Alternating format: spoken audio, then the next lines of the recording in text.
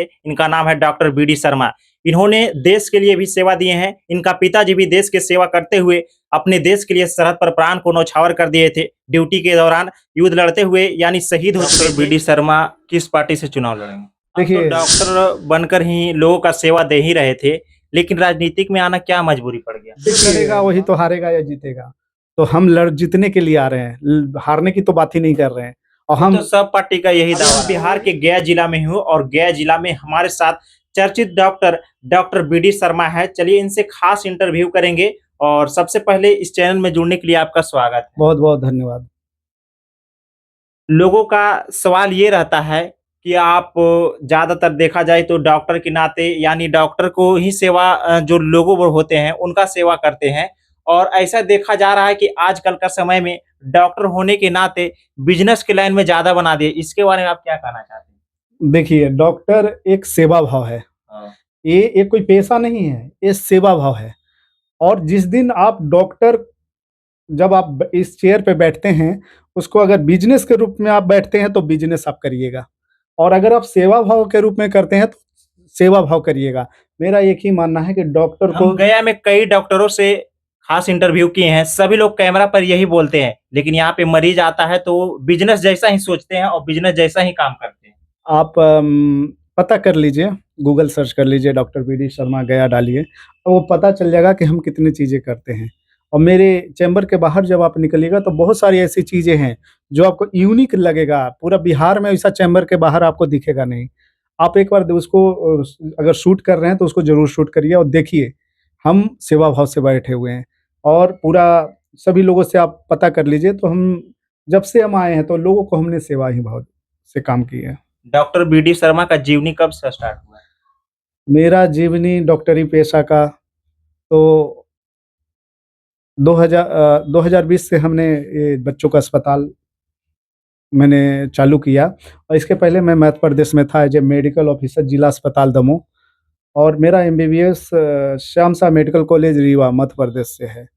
जब मैंने बिहार गया आया, वहाँ जब मैंने मध्य प्रदेश का नौकरी त्याग कर और गया आया, तो देखा कि बहुत सारे लोगों को अम, एक दिखते हैं समाज में। और समाज के लिए मेरे को कुछ करने का अंदर से अंतर्आत्मा की आवाज़ आई कि कुछ करना है समाज के लिए। तो हमने ये अस्पताल खोला। आज आप देख लीजिए कि हमारे यहाँ मिलिट्री, पैरामिलिट्री के बच्चों को पैसा नहीं लगता है। निःशुल्क हम देखते हैं, पर डे करीब 5-6 फौजी आते हैं। जो मेरा फ़ीस है आप देख लीजिए, तो पर डे 1000-2000 हम फौजी के लिए डोनेट कर रहे हैं। एक बार में लाखों नहीं कर रहे हैं, लेकिन साल में हम लाखों कर रहे हैं। हमारे यहाँ ब लड़कियों के देखिए 2 तरह का फ़ीस है। लड़कियों को हम 25% अपने फ़ीस में से हर एक लड़कियों को हम वापस कर देते हैं। इसलिए कि जब हम पढ़ते थे, तो एक मोदी जी का नारा था, बेटी बचाओ, बेटी पढ़ाओ। जब तक बेटी बचेगी नहीं, तो पढ़ेगी कैसे? तो हम बचाने का काम कर रहे हैं। और जब वो बचेगी तो पढ़ेगी भी। तो हमारा ये कहना है कि आज के डेट में बेटियों को प्रति जो भावना है, उसको हम पेरेंट्स को बोलना चाहते हैं, उनके परिवार को बोलना चाहते हैं कि आप बच्चियों को ले लाइए, घबराइए नहीं, हम आने-जाने का किराया आपको हम वापस कर देंगे। लेकिन बच्चियों को लाइए और उनका स्वास्थ्य का हम इलाज करेंगे। आप आर्मी में भी सेवा दे चुके हैं क्या? जी, हम एसीएचएस गया मिलिट्री हॉस्पिटल में करीब 3 साढ़े 3 साल हमने सेवा दिया। उस समय दिया जब जब मैंने जॉइन किया और कोरोना आ गया। तो कोरोना में हमने करीब जितने भी भूतपूर्व सैनिक थे, पूरे मगध के करीब 6 जिले के, वो सभी को हमने कोरोना आवर में उनका इलाज किया। और बहुत सारे ऐसे मरीज़ थे जिनको हमने इलाज की कर उनके जीवन को हमने बचाया। तो हमारी ये छोटी-सी 5 साल का जो मेडिकल फ़ील्ड है, प्रैक्टिस का, हमने इसमें बहुत सारे ऐसे काम किए हैं और आगे भी हमारा काम जारी रहेगा। सुनने में आ रहा है कि आपका पिताजी भी देश की सेवा दे चुके थे। जी, जी, वो 11 बिहार में थे, बिहार रेजिमेंट। और जम्मू कश्मीर उधमपुर में उनका वो शहीद हो गए। हम लोग तो बहुत छोटे-छोटे थे, लेकिन वही जुनून है, वही देश का सेवा करने का भाव हमारे अंदर भी है। हमने अपने जीवन में फ़ौज का भी नौकरी 3 साल, साढ़े 3 साल का छोटा ड्यूरेशन का नौकरी किया और फ़ौजी भाई को हम लोगों को हमने सेवा दिया। तो चलिए, हमारे फादर भी सेवा दिए, हमने भी सेवा दिया और आज हम प्राइवेट में हैं, तभी भी हम फौजी लोगों को सेवा दे रहे हैं। तो ये आप हमारा प्राइवेट से यहाँ पे या नहीं कर सकते, हॉस्पिटल खोले हुए हैं तब पर भी फौजी लोग का सेवा दे रहे हैं जी, आप। जी और फौजी को मिलिट्री, पैरामिलिट्री करीब 10 ऐसे संस्थान हैं, जो फौजी का है, जिनको हम निःशुल्क देखते हैं। आईटीबीपी, सीआईएसएफ, बीएसएफ जितने भी हैं, एयरफोर्स, आर्मी, नेवी ये तो हैं ही। उनके अलावा भी पैरामेडिक मिलिट्री के लिए हमने सोचा है और एक से भी परामर्श शुल्क हम नहीं लेते हैं। आप कभी भी हमारा रजिस्टर पलट के देख लीजिए और मोबाइल नंबर लिखा रहता है और इनको इंक्वायरी भी कर लीजिए, हम निःशुल्क देखते हैं। आप तो डॉक्टर बनकर ही लोगों का सेवा दे ही रहे थे, लेकिन राजनीतिक में आना क्या मजबूरी पड़ गया? देखिए, बात है कि राजनीति आज देखिए कि राजनीति इतना गंदा होते जा रहा है, इसलिए गंदा होते जा रहा है कि पढ़े-लिखे लोग इसमें शामिल नहीं होना चाहते हैं। वो पढ़ के लिख के आते हैं और सेल्फ डिपेंड हो जाते हैं कि हमें भाई कमाना, खाना है, बाल-बच्चे को पढ़ाना है और ज़िंदगी गुज़ार लेना है। मेरा कहना है कि हम लोग गाँव के रहने वाले हैं और गाँव में अगर हम लोग आज नहीं सोचेंगे, तो एक समय ऐसा आएगा कि हमारा भी एक बेटा है, वो भी लंदन, पेरिस जाके बस जाएगा और पूरे घर-बार का जो हमारा पूर्वजों का जो स्थापित जो संपत्ति है, सब खत्म हो जाएगा।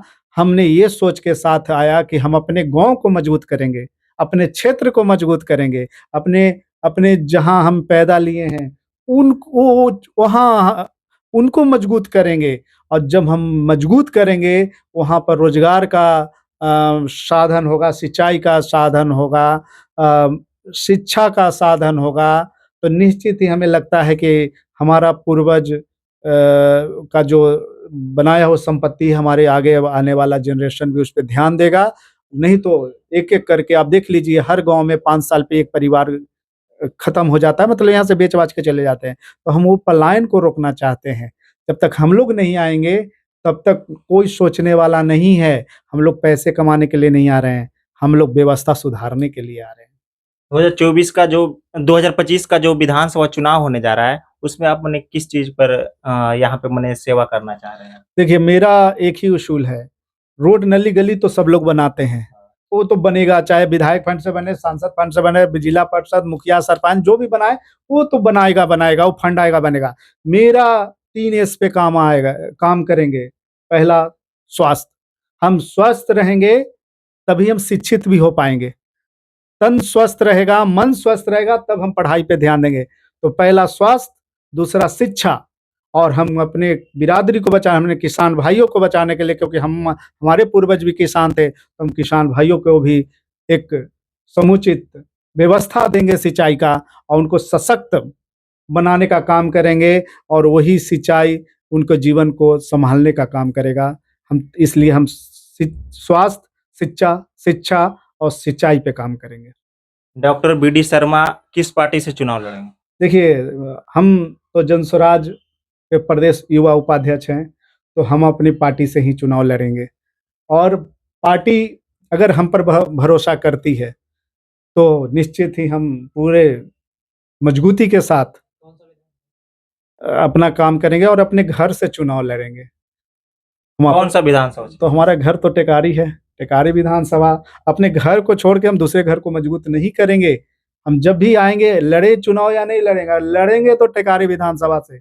अपने घर को मजबूत करेंगे, इतना मजबूत कर देंगे कि लोग देखने आएगा कि टेकारी विधानसभा आखिर होता कैसा है। लोग सीखने आएँगे कि ये ऐसा भी आदर्श विधानसभा, मेरा एक ही सपना है, आदर्श विधानसभा और टेकारी एक आदर्श विधानसभा बन के आएगा। अगर लोग हमें 5 साल हमें मौका दे के देखें, अगर 5 साल में हम उसको नहीं सुधार दिए, तो छठा साल हम चुनाव लड़ने के लिए उनके नहीं जाएँगे। टेकारी विधानसभा क्षेत्र में क्या कमी रह गया कि आप चुनाव में आ रहे हैं? टेकारी विधानसभा में क्या कमी नहीं है इसकी, क्यों नहीं लड़ें? आप चले जाइए, रोड, नली-गली का अपवाद, एक भी रोड नहीं सही है, आप जाइए, सब में भ्रष्टाचार एकदम लिप्त हैं। हमारा कहना है कि एक जन्म मृत्यु प्रमाण पत्र बनाने के लिए भी 1000 रुपया देना पड़ रहा है, ये कोई छिपा नहीं। ब्लॉकों की क्या स्थिति है, आप जाके देख लीजिए। नगर परिषद का क्या स्थिति है, आप जाके देख लीजिए। कहीं भी कोई भी अगर आम आदमी है, वो कोई या क्या जो जो सक्षम भी है, वो भी नहीं काम करवा पा रहा। हर लोग पैसे के पीछे भाग रहे हैं और ये मान लीजिए कि सुंदर टिकारी बनाने के लिए कुछ कड़ा कदम हमको उठाना पड़ेगा और जब मौका मिलेगा तो हम ये सारी व्यवस्था को सुधारेंगे। हम अब हम आपको बार-बार बोल रहे हैं कि हम चुनाव लड़ने नहीं आ रहे हैं, हम व्यवस्था सुधारने आए हैं और व्यवस्था सुधारने के लिए किसी न किसी को तो एक कदम उठाना ही पड़ेगा। तो हम एक कदम आगे बढ़ा दिए हैं। भाई लोगों से अपील है कि हमने एक कदम बढ़ाया, आप मेरा हाथ मजबूत करिए और निश्चित ही आप देखिएगा कि सुंदर टिकारी विधानसभा बनाने के लिए हर समाज के लोग को फ़ायदा होगा। जब तक आप अपने बच्चों के लिए नहीं सोचिएगा, आपका बच्चा जब तक नहीं पढ़ेगा, तब तक आपका ज़िंदगी सफल नहीं हो सकता। आप अपना परिवार को अच्छे ढंग से नहीं रख सकते हैं। तो जीवन सँभालने के लिए अपने बच्चे को चेहरा दे के इस बार जनसुराज को वोट करिए और निश्चित ही हम सुंदर टिकारी बनाएँगे। क्या लगता है जनसुराज पार्टी इस वर्ष विजय हासिल करेंगे? देखिए, जो लड़ेगा वही तो हारेगा या जीतेगा। तो हम जीतने के लिए आ रहे हैं, हारने की तो बात ही नहीं कर रहे हैं। और हम तो सब पार्टी का यही दावा रहता तो है। वही चीज़ है, तो हम अच्छे सोच के साथ आ रहे हैं। शायद मेरा सोच लोगों को अच्छा लग जाए और एक बदलाव के लिए आप हम तो अपील ही कर सकते हैं ना। अगर आप अच्छे लोगों को नहीं आप सपोर्ट करिएगा, तो फिर आप अपनी जीवन बदलने के लिए बार-बार कोई लोग नहीं आता है। तो मेरा एक ही मानना है कि हम जनसुराज से एक सिपाही हैं और जनसुराज का जो थीम है, उस पे हम काम कर रहे हैं। सही लोग, सही सोच और सामूहिक प्रयास से ही ये समाज में बदलाव ला सकते हैं। इस वीडियो को आप लोग ज़्यादा से ज़्यादा शेयर कीजिएगा। अगर आप सभी भी टिकारी विधानसभा क्षेत्र से बिलॉन्ग करते हैं, तो जो ये शख्स को देख रहे थे, इनका नाम है डॉक्टर बीडी शर्मा। इन्होंने देश के लिए भी सेवा दिए हैं। इनका पिताजी भी देश की सेवा करते हुए अपने देश के लिए सरहद पर प्राण को न्यौछावर कर दिए थे। ड्यूटी के दौरान युद्ध लड़ते हुए यानी शहीद हो चुके थे और जो बीडी शर्मा है, ये भी देश के लिए सेवा दिए हैं। अब वर्तमान में डॉक्टर के नाते इन्होंने लोगों को भी सेवा दे रहे हैं और बाद में राजनीतिक में आकर भी लोगों को सेवा करेंगे। ऐसा शख्स का आप लोग चुनिए जो हमारे देश के, हमारे घर के, हमारे गाँव के, हमारे राज्य के लिए सोचे और आगे ले जाने की कोशिश करे। इस वीडियो को आप लोग ज़्यादा से ज़्यादा शेयर कीजिएगा। मिलते हैं नेक्स्ट वीडियो में नेक्स्ट अपडेट के साथ। तब तक के लिए जय हिंद, वंदे मातरम।